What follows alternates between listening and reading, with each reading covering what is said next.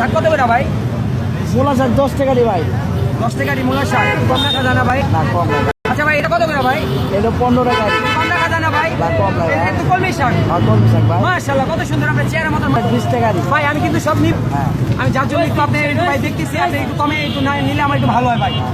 কত করে ভাই? 20 টাকা। 20 টাকা ভাই। ভাই লাউ কত করে ভাই? লাউ হলো 60 মাশাআল্লাহ টাকা। মাশাআল্লাহ সুবহানাল্লাহ, আমার আল্লাহ লাউ দিচ্ছেন কত সুন্দর।